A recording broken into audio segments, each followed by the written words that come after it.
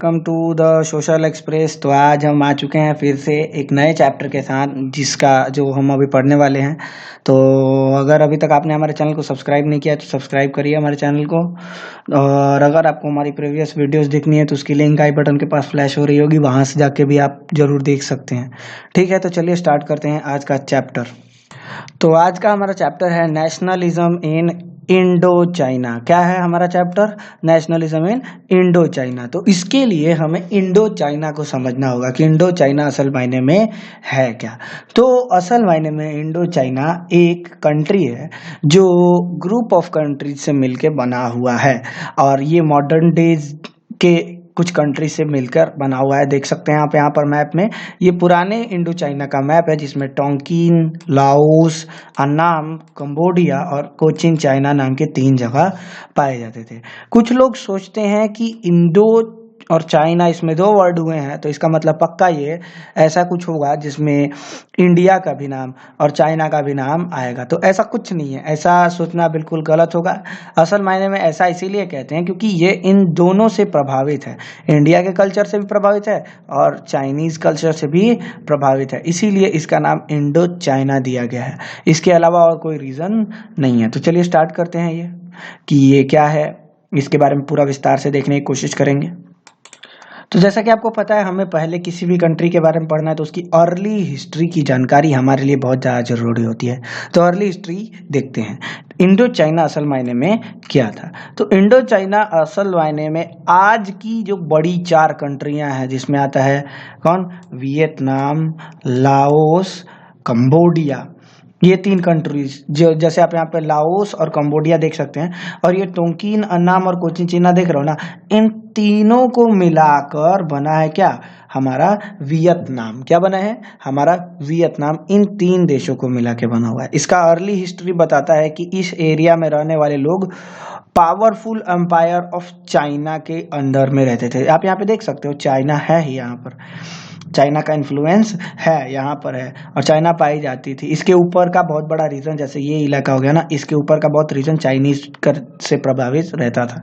Even when an independent country was establish, जब ये सब अलग अलग कंट्री बन गए, in what now is northern and central Vietnam, its ruler continued to maintain Chinese system of government as well as Chinese culture।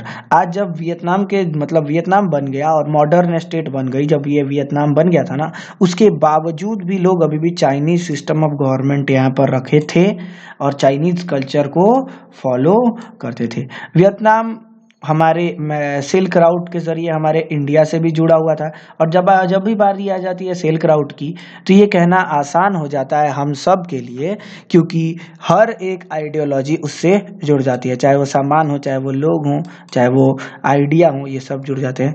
इसके अलावा और भी इलाके थे, जैसे नॉन वियतनामी लोग, जैसे खमेर में रहने वाले ये कंबोडियन लोग थे, ये लोग भी भारत के जरिए जुड़े हुए थे। यहाँ पर आप देख सकते हैं, ये सी था, और बे ऑफ बंगाल, ये साउथ चाइना सी और नॉर्थ चाइना सी को जोड़ते हुए बीच से आते हुए इंडिया के पास आने का रास्ता मौजूद था।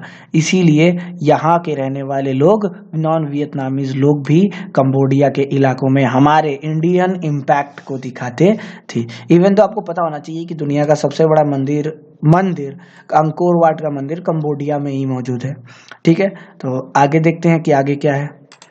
अब हम सभी को याद है कि कुछ न कुछ सालों के अंदर, ईयर्स में, हमेशा ऐसा होता है कि एक कंट्री दूसरे पर दबदबा बनाने आ जाती है।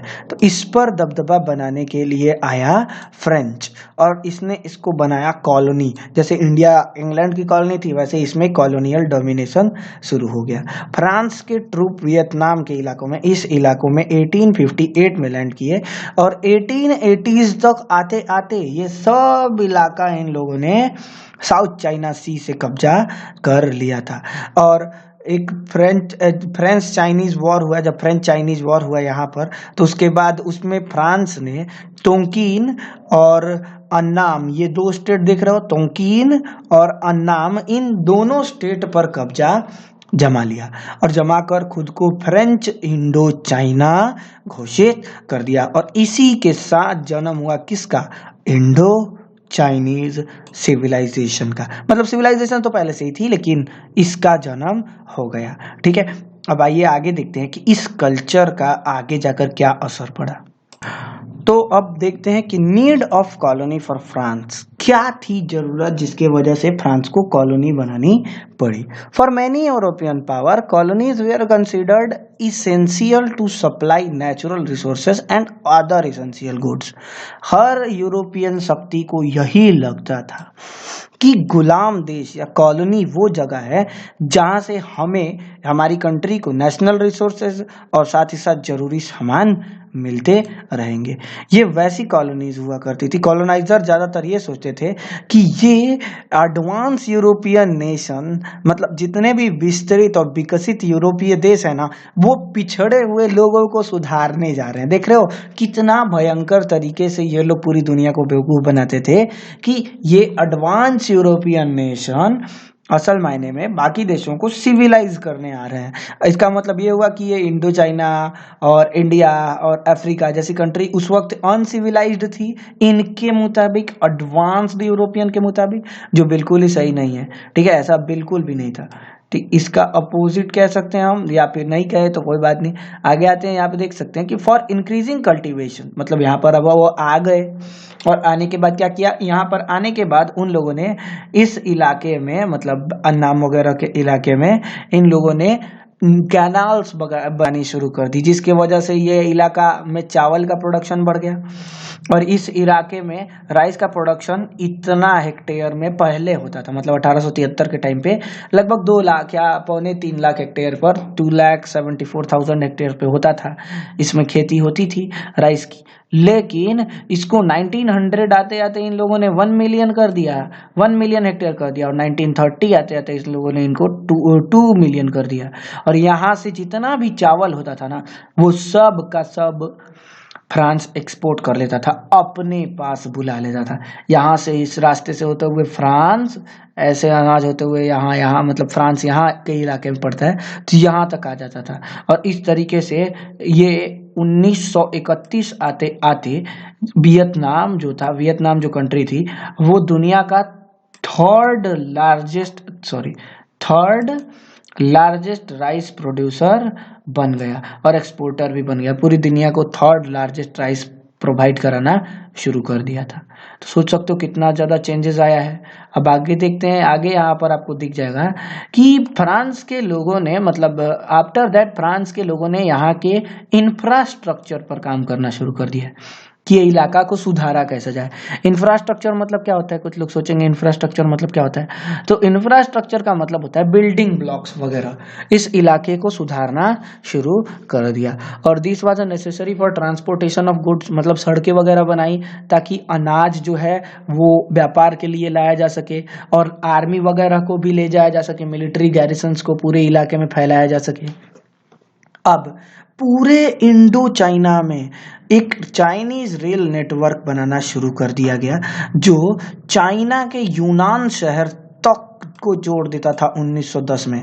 आप समझ रहे हो कितना बड़ा है, मतलब यहाँ से ऐसे होते हुए इधर चाइना के अंदर तक आ जाता था और वहां तक जाकर जोड़ता था। तो ये पहला रेल नेटवर्क था।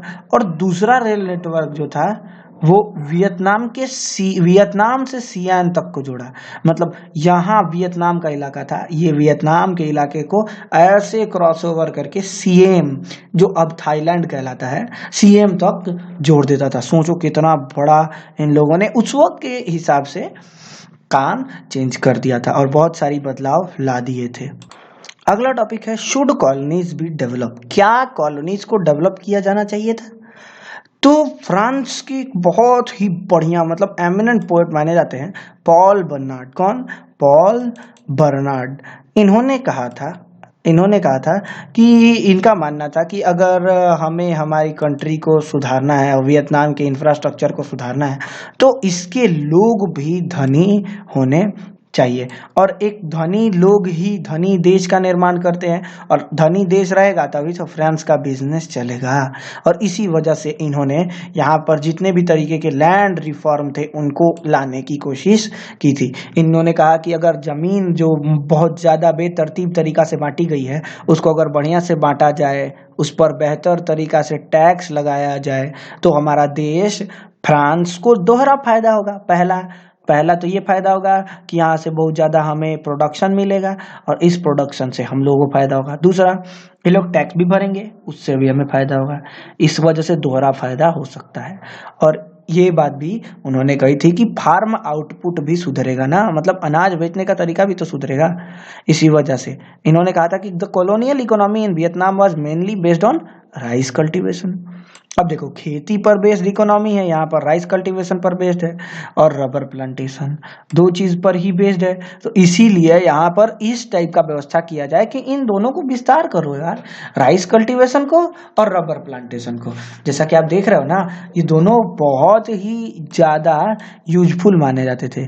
कौन दोनों? तो ये ही हमारे राइस कल्टीवेशन वाले और क्या, हाँ, राइस कल्टीवेशन वाले और हमारा क्या, ये दोनों चीजें बहुत ज्यादा ही यूजफुल मानी जाती थी क्योंकि यही दोनों उस कंट्री की पूरी बेस थे। कौन? राइस कल्टीवेशन और रबर प्लांटेशन। इसी वजह से इन दोनों को पूरा बेस माना जाता है। किस चीज के रिगार्डिंग? कि हाँ यार, ये कंट्री को पूरा फर्निश यही करते हैं। और इसी वजह से रेल और पोर्ट की फैसिलिटी बनाई जाने लगी। और फ्रांस के इंडस्ट्री लोगों ने इसकी इकोनॉमी को थोड़ा विस्तार करने के लिए आस पड़ोस में एक आध गो इंडस्ट्री वगैरह भी लगा दिया, जिसके वजह से इसका विकास लोगों को लगे कि हाँ, हो रहा है। और ऐसा हुआ भी। आगे देखते हैं।